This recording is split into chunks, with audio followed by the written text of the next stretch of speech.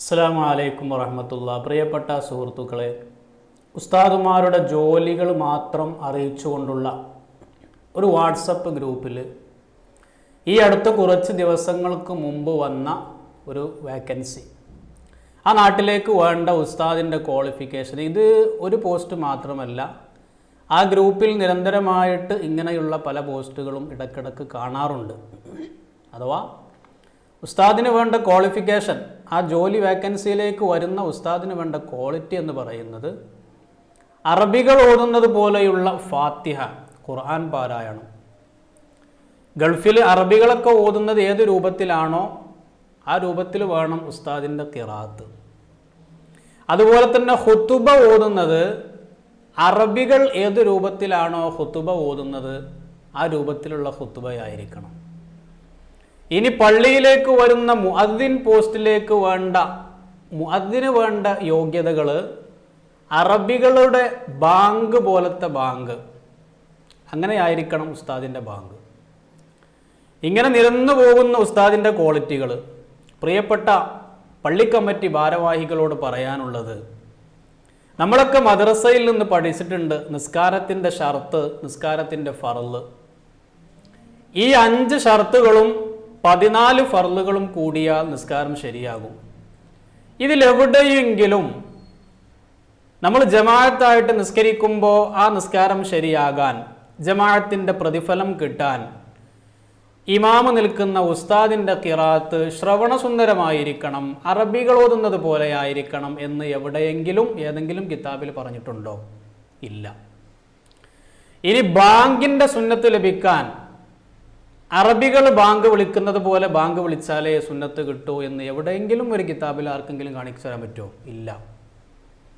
ഖുതുബ ശരിയാകാൻ അറബികൾ ഓതുന്നത് പോലെ അതേ ശൈലിയിൽ ഖുതുബ ഓതിയാലേ വെള്ളിയാഴ്ച ഖുതുബ ജുമാ ശരിയാകൂ എന്ന് ഏതെങ്കിലും കിതാബിൽ എവിടെയെങ്കിലും ആരെങ്കിലും പറഞ്ഞിട്ടുണ്ടോ? ഇല്ല. പിന്നെ എവിടെ നിന്നാണ് ഇത്രയും വലിയ ക്വാളിറ്റികൾ വന്നത്? നമ്മളൊക്കെ പലപ്പോഴും യൂട്യൂബിലും നമ്മുടെ ഫോണുകളിലൊക്കെ നമ്മൾ അറബികളുടെ ഖുതുബയും അവരുടെ ഖിറാഅത്തും ഒക്കെ കേൾക്കാറുണ്ട്. ഇപ്പം ഹറമിൽ നിൽക്കുന്ന ഇമാമിൻ്റെ ഖുതുബ എന്ന് പറയുന്നത് അവിടുത്തെ ഓഡിയോ സിസ്റ്റം അത് തന്നെ കോടിക്കണക്കിന് രൂപയുടേതാണ്. ആ രൂപത്തിലേക്ക് നമ്മുടെ നാട്ടിലുള്ള പള്ളികളും മാറി വരുന്നുണ്ട്. അപ്പോൾ പള്ളി കമ്മിറ്റിക്കാരൊരു ഓഡിയോ സിസ്റ്റം വാങ്ങി വെച്ചിട്ടുണ്ട്. ആ ഡിലേയും എക്കോയും ഒക്കെ കൊടുത്തുകൊണ്ട് ഗൾഫിൽ ഓതുന്ന അറബികൾ പോലെ ഇവിടെ നിൽക്കുന്ന ഉസ്താദും ഓതണം എന്ന് വാശി പിടിക്കുന്നത് വെറും ഒരു ദുർവാശിയാണ്. നിസ്കാരം ശരിയാകാൻ അതിൻ്റെ ഒന്നും ആവശ്യമില്ല എന്ന് എല്ലാവരും ഒന്ന് മനസ്സിലാക്കുക. ഒരു ഉസ്താദ് ജോലിയിലേക്ക് പ്രവേശിക്കുന്നത് 8 മുതൽ 10 വർഷം വരെ പഠനം കഴിഞ്ഞിട്ടാണ് ജോലിയിലേക്ക് കടക്കുന്നത്. ഒരു നിസ്കാരം ശരിയാകാൻ എന്തൊക്കെ വേണം, ജമാഅത്ത് ആയിട്ട് നിസ്കരിക്കുമ്പോൾ എന്തൊക്കെ ശ്രദ്ധിക്കണം, വെള്ളിയാഴ്ച ജുമാ നടത്തുമ്പോൾ ഉസ്താദ് എന്തൊക്കെ ശ്രദ്ധിക്കണം, ഈ വക കാര്യങ്ങളൊക്കെ പഠിച്ചിട്ടാണ് ഉസ്താദ് ഇറങ്ങുന്നത്. ഉസ്താദിൻ്റെ ഖിറാഅത്ത് ഒരു പക്ഷേ കേൾക്കാൻ നല്ല ഇമ്പമൊന്നുമില്ലെങ്കിലും ഫാത്തിഹ ശരിയായാൽ മതി. ഓതുന്ന ഫാത്തിഹ ശരിയായാൽ മതി. ശരിയായ മഖ്റജ്, തജ്വീദിൻ്റെ നിയമങ്ങൾ അനുസരിച്ചിട്ടാണോ ഓതുന്നത് എങ്കിൽ ഫാത്തിഹ ശരിയായി. ഇതിങ്ങനെ വലിയ കോംപ്ലിക്കേറ്റഡ് ആയിക്കൊണ്ട് ഉസ്താദുമാരെ ബുദ്ധിമുട്ടിക്കുന്ന ഏർപ്പാട് നിർത്തിയേ മതിയാകൂ. കാരണം അവരും മനുഷ്യന്മാരാണ്. ഇങ്ങനെയൊക്കെ നിബന്ധനകൾ വെക്കുന്ന ഉസ്താദുമാർക്ക് കൊടുക്കുന്ന ശമ്പളത്തെക്കുറിച്ച് ഞാൻ കൂടുതലൊന്നും സംസാരിക്കുന്നില്ല. അതെത്രയാണ് എന്നുള്ളത് എന്നെക്കാൾ ഒരു പക്ഷേ നിങ്ങൾക്കറിയാമായിരിക്കും. അവിടെയും നമ്മൾ പിന്നിലാണ്. പക്ഷേ ഉസ്താദുമാർക്ക് വേണ്ട ക്വാളിഫിക്കേഷൻ അതിങ്ങനെ വായിച്ച് നമ്മൾ നോക്കുന്ന സമയത്ത് നമ്മൾ തന്നെ അത്ഭുതപ്പെട്ടു പോകും. നമ്മളിപ്പോൾ ഗൾഫിലെത്തിയോ, നമ്മുടെ നാട് ഗൾഫായോ എന്ന് ചിന്തിക്കാറുണ്ട് പലപ്പോഴും. അതുപോലെ തന്നെ പല ആളുകളും തെറ്റിദ്ധരിച്ചിരിക്കുന്ന മറ്റൊരു കാര്യമാണ്, കുറച്ചു കാലം ഗൾഫിൽ പോയി ഇന്ന് നാട്ടിലേക്ക് വന്നു കഴിഞ്ഞാൽ ഗൾഫിലാണ് യഥാർത്ഥ ദീന് എന്നൊരു തെറ്റിദ്ധാരണ. ഒരു ഇമാമും ഒരു കിതാബിലും തന്നെ നിങ്ങൾ ഗൾഫിലേക്ക് നോക്കിയിട്ട് ദീന് പഠിക്കൂ എന്ന് എവിടെയും പറഞ്ഞിട്ടില്ല. ആരോ തെറ്റിദ്ധരിപ്പിച്ചു വിട്ടതാണ്.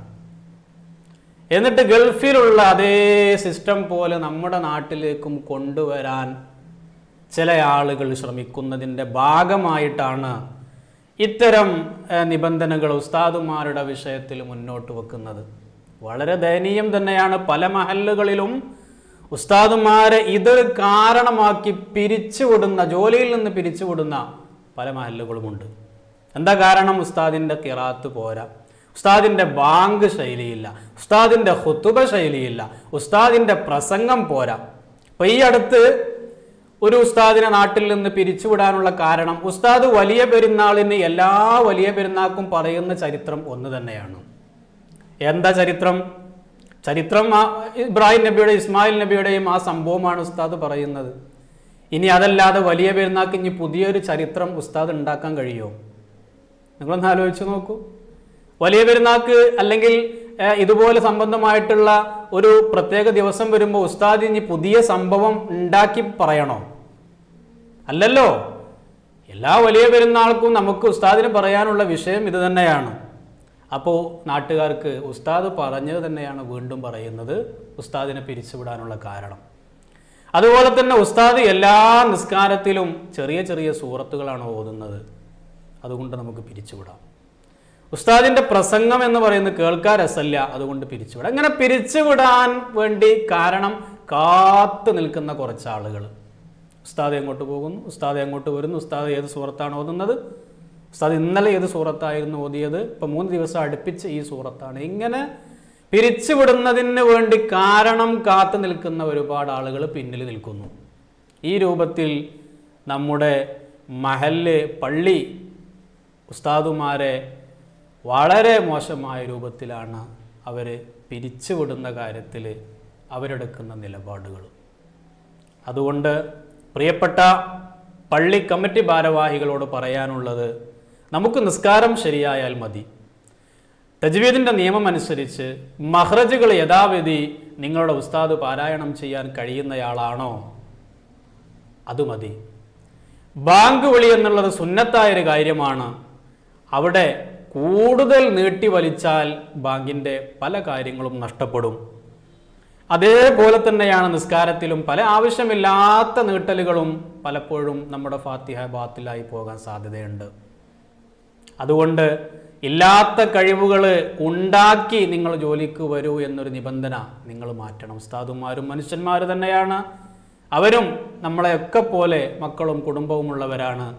ഒരു കാരണവുമില്ലാതെ ഇത്തരം നിസ്സാരമായ കാരണങ്ങൾ പറഞ്ഞുകൊണ്ട് ഉസ്താദുമാരെ പിരിച്ചുവിടുന്ന പരിപാടി, ആ ഒരു ഏർപ്പാട് നിർത്തലാക്കണം. അല്ലാഹു സുബ്ഹാനഹു വ തആല നമ്മുടെ ഉസ്താദുമാർക്കെല്ലാം ദീർഘായുസ്സും ആഫിയത്തും നൽകി അനുഗ്രഹിക്കുമാറാകട്ടെ. പള്ളി, മദ്രസ തുടങ്ങിയ സംരംഭങ്ങൾക്ക് വേണ്ടി ഓടി നടക്കുന്ന നമ്മുടെ മഹല്ല് ഭാരവാഹികൾക്ക് കൃത്യമായ കാര്യങ്ങൾ മനസ്സിലാക്കിക്കൊണ്ട് മഹല്ലിനെ മുന്നോട്ട് നയിക്കാൻ അള്ളാഹു അവർക്ക് തൗഫീഖ് നൽകി അനുഗ്രഹിക്കുമാറാകട്ടെ. അസ്സലാമു അലൈക്കും വറഹ്മത്തുള്ളാഹി തആല വബറകാതുഹു.